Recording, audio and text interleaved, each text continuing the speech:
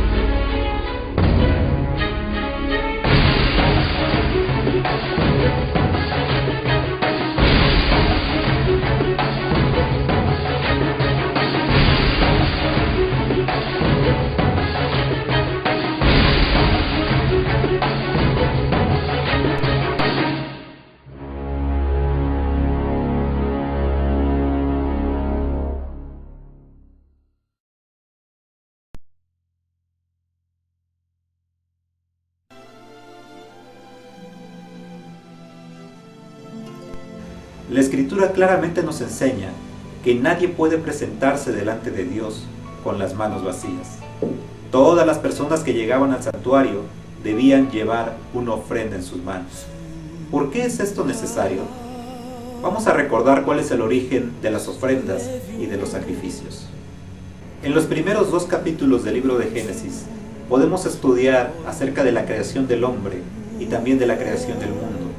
Sabemos que el mundo era perfecto y el hombre y la mujer también fueron creados perfectos. Dios claramente les había dejado un mandamiento: de todo árbol que hay en el huerto podrán comer, pero del árbol de la ciencia del bien y del mal no comerán, porque el día que de él comieren, ciertamente morirán. El hombre y la mujer conocían claramente la consecuencia de desobedecer a Dios. A pesar de esto, tomaron del fruto de ese árbol y comieron. Dios debió aplicar su justicia en ese momento. El hombre debía morir. Sin embargo, se revela en ese instante la misericordia de Dios. Dios perdona al hombre, pero el pecado del hombre no puede ser pasado por alto. Dios tiene que aplicar su justicia. Toma a 2 víctimas inocentes, 2 animales, los cuales son sacrificados en ese momento, y con la piel de cada uno de ellos cubre la desnudez del hombre. A partir de este momento, el hombre entiende que necesita un sustituto, que necesita un salvador. Más adelante vemos que Caín y Abel también presentaron sus ofrendas. Abel entendió claramente este mensaje, sabía perfectamente que él necesitaba también a un salvador. Había comprendido que la paga del pecado es muerte y que sin derramamiento de sangre no hay perdón de pecados. Por eso presentó delante de Dios un cordero perfecto, representando a aquel Salvador que iba a venir al mundo a morir en su lugar. Él comprendía precisamente que ese sacrificio era lo que le daba el perdón y lo que lo podía acercar a la presencia de Dios. Podemos darnos cuenta que otros grandes hombres de fe también presentaron sus ofrendas y sus sacrificios a Dios. El caso de Noé, por ejemplo, después del diluvio, él presenta sus ofrendas a Dios. También el caso de Abraham, él presentaba ofrendas a Dios. Isaac, Jacob, todos ellos presentaban ofrendas a Dios. ¿Por qué? Por la sencilla razón que ellos reconocían que solamente a través de un sustituto, a través de alguien que pagara por su pecado, ellos podían entonces estar en paz con Dios y poder ser reconciliados con Dios. De esta forma ellos podían acercarse confiadamente a la presencia de Dios. Ahora podemos entender porque era necesario que los hombres se presentaran delante de Dios con una ofrenda en sus manos. En el libro de Levítico, del capítulo 1 al capítulo 6, se describen las 5 ofrendas que los hombres podían presentar delante de Dios. Vamos a ver cuáles eran estas ofrendas.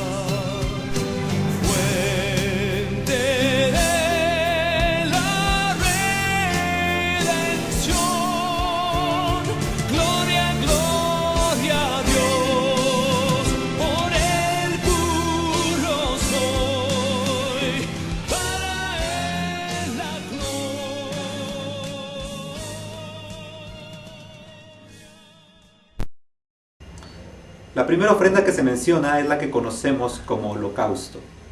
Esta ofrenda podía obtenerse del ganado o del rebaño. Podía ser una vaca u oveja, una cabra o un cordero, pero tenía que ser macho. También podía presentarse una ave. En este caso podía ser una tórtola o podía ser un pichón. La persona que presentaba esta ofrenda tenía que colocar sus manos sobre el holocausto y él mismo tenía que sacrificarlo. El motivo de esta ofrenda era la devoción de la persona hacia Dios. La segunda ofrenda que se menciona es la que conocemos como ofrenda de cereal. Esta ofrenda era de flor de harina, una harina fina y limpia. Esta harina se mezclaba con aceite y también se le podía colocar incienso y sal. La persona que preparaba esta ofrenda la podía cocer al horno, la podía cocer en cazuela o la podía cocer en sartén. El motivo de esta ofrenda era, por lo general, una ofrenda de acción de gracias. La tercera ofrenda que se menciona es la que se conoce como ofrenda de paz. Podía ser del ganado o del rebaño, un cabrito o un cordero. Aquí no importaba si era macho o hembra. La persona tenía que colocar sus manos sobre el animal y tenía que sacrificarlo. Una vez que el animal había sido sacrificado, el hombre podía participar al recibir una parte de este animal y comerlo a la entrada del santuario. El motivo de esta ofrenda era la gratitud a Dios. La cuarta ofrenda que se menciona es la que conocemos como ofrenda por el pecado. Aquí la ofrenda dependía de quién había cometido el pecado. Si había sido un sacerdote, debía ser un becerro sin defecto. Si había sido toda la congregación, también debía ser un becerro. Si había sido un dirigente del pueblo el que había cometido el pecado, tenía que presentar un macho cabrío sin defecto. Si había sido una persona del pueblo la que había cometido ese pecado, entonces debía presentar una cabra o una oveja. Si la persona era muy pobre para presentar este tipo de animales, entonces podía presentar 2 tórtolas o 2 pichones, o bien, en el último de los casos, un puñado de flor de harina. La persona debía colocar sus manos sobre el animal y debía confesar el pecado. Entonces él mismo debía degollarlo. El motivo de esta ofrenda era obtener perdón por los pecados que se habían cometido de manera involuntaria. La quinta y última ofrenda que se menciona es la que se conoce como ofrenda por la culpa. En este caso se tenía que presentar un carnero sin defecto. La persona que llevaba esta ofrenda tenía que colocar sus manos sobre el animal, tenía que confesar su pecado y tenía él mismo que degollar al animal. Una vez que había hecho esto, tenía que hacer también una restitución completa del daño que había causado y añadir todavía una quinta parte. El motivo de esta ofrenda era cuando una persona había pecado contra Dios o contra los hombres de manera consciente. Como hemos podido ver, en todas las ofrendas se presentaban animales que son considerados limpios y también perfectos, símbolos de Cristo Jesús, el cual vino a este mundo a vivir una vida perfecta y a derramar su sangre por cada uno de nosotros.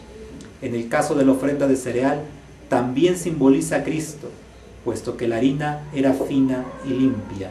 La vida de Cristo era pura y era perfecta.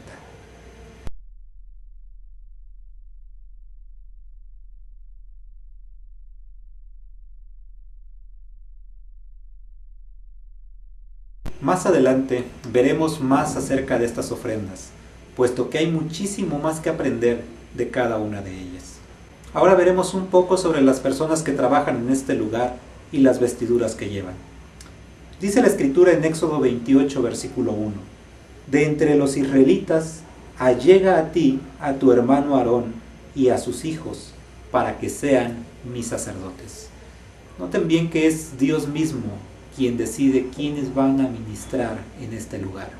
Él mismo escoge a las personas, y esto es algo que nosotros no debemos olvidar. Dios escoge a todos aquellos que han de ser salvos y los llama por nombre. De esta manera escoge a Aarón y a sus hijos, pero también provee para ellos vestiduras. Vamos a ver, por ejemplo, qué dice la Biblia con relación a las vestiduras de los hijos de Aarón. Dice el versículo 40 del capítulo 28: y para los hijos de Aarón harás túnicas, cintos y tiaras, que les den honra y dignidad. Es muy interesante cómo la Biblia, cuando habla de las vestiduras de los sacerdotes, les dice también qué es lo que les va a dar aparte de vestidura. Dice que les va a dar dignidad y honra. Y esto es maravilloso para la vida del ser humano. Todos nosotros andamos buscando que seamos dignos ante los demás. Buscamos ser dignos delante de Dios. Pero sabemos que por nuestros méritos eso nunca va a suceder. Es Dios quien nos da las vestiduras. Ese lino blanco con el cual estaban hechas las túnicas representa la justicia de Cristo, que nos viste y que nos cubre. Esto es lo único que le va a dar al hombre dignidad y honra. Y es lo que el hombre precisamente necesita en su vida. También vemos, por ejemplo, qué era lo que Dios había dicho con relación a las vestiduras de Aarón, que era considerado, o llamado más bien, como el sumo sacerdote. Sus vestiduras eran diferentes, y las vestiduras de Aarón, notemos bien qué es lo que dice la Escritura: harás vestidos sagrados para tu hermano Aarón, que le den honra y dignidad, lo mismo que a sus hijos. Noten bien que lo que se busca precisamente es resaltar ese aspecto. El hombre solamente puede recibir honra y dignidad cuando Dios se lo provee. Y vamos a ver cuáles eran estas vestiduras que iba a llevar Aarón. Dice: habla a todos los sabios de corazón, a quienes yo he llenado de espíritu de sabiduría, para que hagan los vestidos de Aarón para consagrarlo, a fin de que sea mi sacerdote. Y los vestidos que harán son un pectoral, un efod, un manto, una túnica bordada, una mitra y un cinturón. Hagan pues los vestidos sagrados para tu hermano Aarón y sus hijos, para que sean mis sacerdotes. Y noten bien los materiales que van a usar. Versículo 5 dice: usarán oro, azul, púrpura, carmesí y lino torcido. Podemos ver que estos colores que se mencionan son los mismos que están presentes en la entrada del atrio, también en el lugar que divide el atrio del lugar santo y también en el velo que divide el lugar santo del lugar santísimo. Están presentes estos mismos colores, solo que en las vestiduras del sacerdote se añade el oro también. Aquí vemos entonces que eran unas vestiduras muy especiales, que resaltaban también completamente de lo que eran los sacerdotes que vestían de blanco. Y aquí hay algo muy interesante que ver. Vemos que el atrio tenía una cortina de lino blanco y que solamente la puerta llevaba unos colores especiales. Aquí podemos ver, por ejemplo, en Aarón y en sus hijos la misma similitud. Los hijos están vestidos de lino blanco y Aarón lleva unos colores que son los mismos colores del velo de la entrada. Esto nos deja una gran enseñanza. ¿A quién representa el sumo sacerdote? Representa a Cristo Jesús también, como nuestro intercesor delante del Padre. Notemos muy bien cuál sería el simbolismo de las vestiduras de los sacerdotes y también de las vestiduras del sumo sacerdote. Aquí podemos ver, por ejemplo, que el blanco, como ya hemos mencionado en el atrio, representa santidad, representa pureza y representa las acciones justas de los santos. También representa la justicia de Cristo con la cual Él nos viste y nos cubre. De esta manera vemos que el hombre puede ser vestido con estas vestiduras especiales solamente cuando acepta a Cristo como su Salvador y como su sustituto. La tarea de los sacerdotes era la de ministrar al pueblo de Israel, enseñándole la palabra de Dios e intercediendo por ellos ante Dios. La labor que nosotros tenemos que hacer en este tiempo es precisamente la misma, pero también debemos nosotros, para poder ministrar, recibir las vestiduras blancas que solamente Cristo Jesús, a través de su justicia, nos puede ofrecer. Nosotros nunca debemos olvidar que no será por mérito alguno nuestro, sino todo será por los méritos de Cristo. Yo quiero invitarte entonces a que tú puedas presentar ante Dios una ofrenda que Él pueda aceptar. Preséntate con un corazón contrito y humillado, arrepentido, y de esta manera tú obtendrás el perdón de todos tus pecados. Él te recibirá y te ofrecerá las vestiduras que te van a dar dignidad y honra. Que el Señor te bendiga y nos vemos en el próximo capítulo. Dios transforma en santuario puro y santo para ti, que pueda te alabarte, santuario para ti. Si viniste a morir por salvar al pecador, si conoces mi pensar, tú me puedes transformar.